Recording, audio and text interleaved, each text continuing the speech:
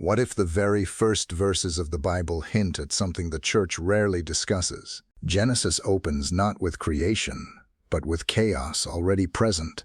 The waters are already there, darkness already covers everything. Most of us skip past these details without stopping. We assume creation begins from absolute nothing, ex nihilo, as theologians say. But the text itself doesn't quite say that. This tension has haunted careful Bible readers for centuries. What if something existed before the 6 days of creation? Not something evil necessarily, but something real and structured. This question sounds heretical to many Christians at first hearing, yet it keeps resurfacing in serious theological circles anyway.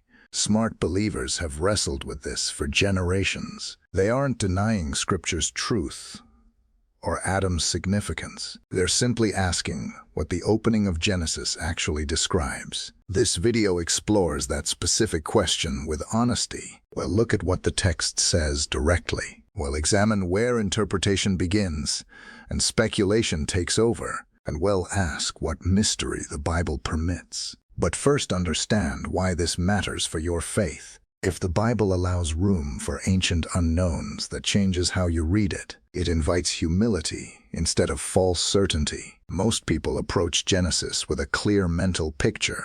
God speaks and the universe springs into being from nothing. Light appears where there was only void before. Order emerges from formlessness across 6 miraculous days. Then Adam appears as humanity's absolute beginning. This narrative feels complete and theologically satisfying. But let's look at what Genesis 1:2 actually says. The earth was without form and void, and darkness was over the face of the deep. Stop there for a moment. The earth already exists. It's not being created in this verse. The darkness already covers it. The deep waters are already present. Only then does God say, "Let there be light." The Hebrew word for without form is tohu, which can mean chaotic or desolate. It's the same word used elsewhere for ruin and emptiness. The word void translates bohu, suggesting barrenness or desolation. Together, tehuva bohu carries the weight of devastation. This phrasing wouldn't be necessary if God were simply beginning creation from absolute nothing. Why describe chaos if nothing chaotic had happened yet? Why use language of desolation if the universe was brand new? This is where the pre-Adamic theory enters the conversation. Some theologians propose that Genesis 1:2 describes a state of judgment. Perhaps an earlier creation had fallen into ruin. Perhaps judgment had already passed before Adam's story began. This isn't a new idea, and it's not marginal. Medieval commentators like Maimonides considered similar possibilities. Reformation scholars debated the nature of that opening chaos. Some early church fathers wondered if the gap explained apparent disorder. The theory gained momentum in the 1800s as the gap theory. It suggests that Genesis 1:1 describes God's original creation. Genesis 1:2 describes that creation after catastrophic judgment. Then Genesis 1:3 onward shows God's restoration and redemption, a whole world cycle before Adam ever existed. What would have triggered such a judgment? Some point to Lucifer's rebellion in Isaiah 14 and Ezekiel 28. These passages describe a being of extraordinary power and beauty, a being who sinned and experienced judgment so severe that judgment shaped the visible cosmos itself. What if that rebellion happened before Genesis 1:2? What if the chaos described there was its aftermath? This connects to another fascinating line of evidence. Throughout Scripture there are references to ancient judgments. Jude mentions angels who did not keep their proper domain. They are said to be kept in eternal chains under gloomy darkness. Peter describes a judgment of the heavens and earth. 2 Peter 3 speaks of a world that perished, a world destroyed by water in ages past. Could these references point back to something before Adam? Some believers argue they could, though it's speculative. The theory also notes the nature of Eden itself. Eden appears fully formed and mature when Adam enters it. Trees are already bearing fruit, Animals are already present and named. There's no waiting period for growth or development. Why would God create an instant paradise for a single man? Unless he was restoring something, not starting fresh. Unless he was preparing a sanctuary within a damaged world. This doesn't require that a civilization existed before Adam, but it opens the possibility that Earth had a history. However, the theory faces serious theological objections. Many Christian scholars argue that Genesis simply describes unfinished creation. The earth being without form doesn't mean destroyed. It means not yet shaped into its final form, like marble before a sculptor's hand touches it. Void doesn't mean ruined, but rather ready to be filled. Darkness doesn't require a prior catastrophe to exist. Light hadn't been commanded into being yet, so darkness was natural. From this view, the gap theory adds complications without evidence. It reads defeat into language that only means incompleteness. Most Bible translations support this simpler reading. They render Genesis 1:2 as describing an empty, unformed state, not a destroyed or judged one. The Hebrew text could support either interpretation truthfully, but Occam's razor suggests the simpler explanation might be right. Still, the theory's appeal reveals something important about how we read. We want certainty where mystery might actually exist. We want Genesis to answer every question about Earth's origins. But perhaps the Bible isn't trying to answer all of them. Perhaps Genesis is theologically focused, not historically exhaustive. It cares deeply about humanity's relationship with God. It doesn't necessarily provide a complete chronicle of cosmic history. Consider what the text explicitly addresses.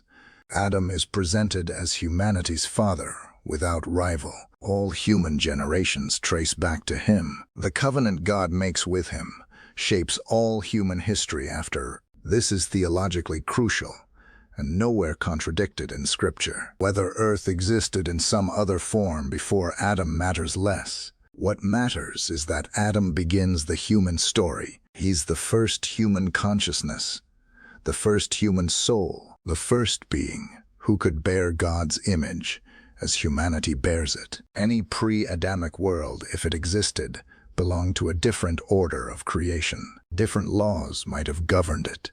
Different purposes might have animated it. This distinction matters more than we realize. The Bible focuses on humanity's story because that's its central concern.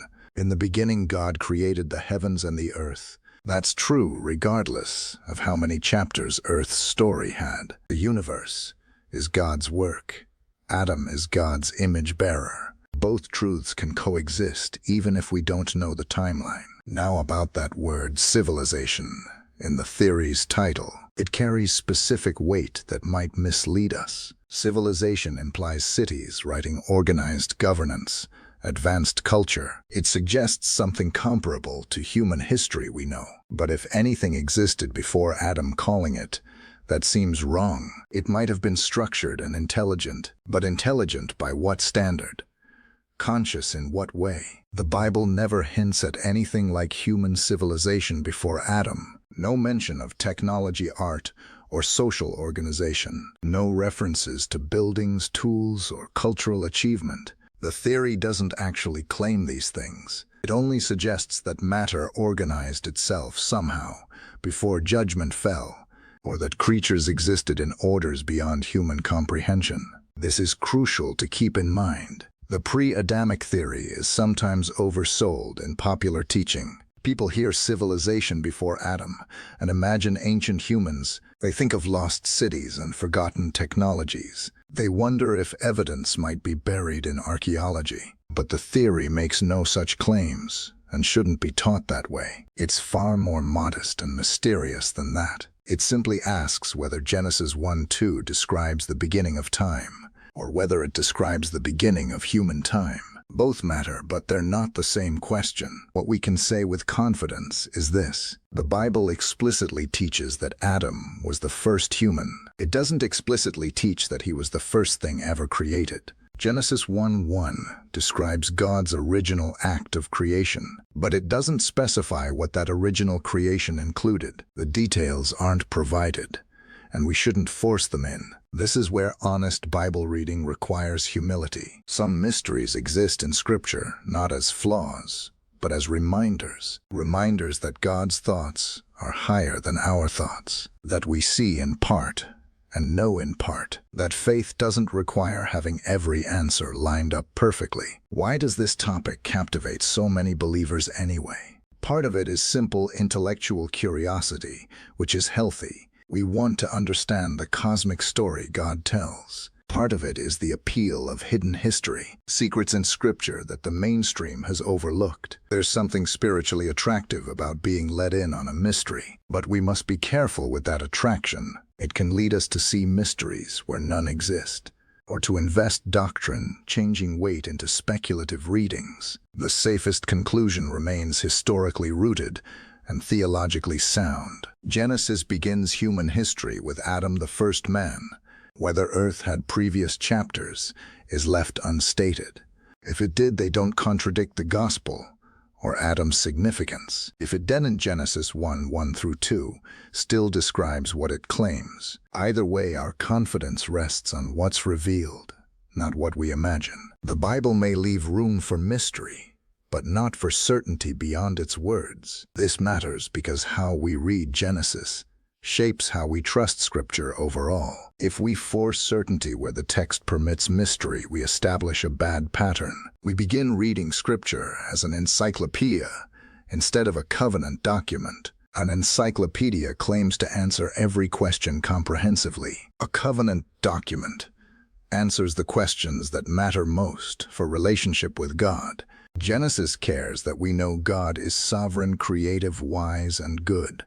It cares that we know we're made in God's image. It cares that we know sin entered through Adam's choice, and that redemption comes through responding to what God offers. These truths don't depend on whether Earth had a pre-Adamic history. They depend on trusting the God who is revealed through Adam's story, and on accepting that some cosmic history belongs to God alone, to mysteries held in his mind, not fully disclosed to ours. This is actually freeing, rather than frustrating when you sit with it. It means you don't have to solve Genesis to have faith. You can read carefully, think deeply, and remain genuinely uncertain about some details. That uncertainty honors both Scripture's authority and your intellectual integrity. So what's the final answer to the opening question? Was Adam the first human, or the first human after a forgotten world? The Bible gives you the first answer, with absolute clarity. The second remains a possibility the text doesn't explicitly rule out. And in that space between certainty and speculation, faith learns to breathe.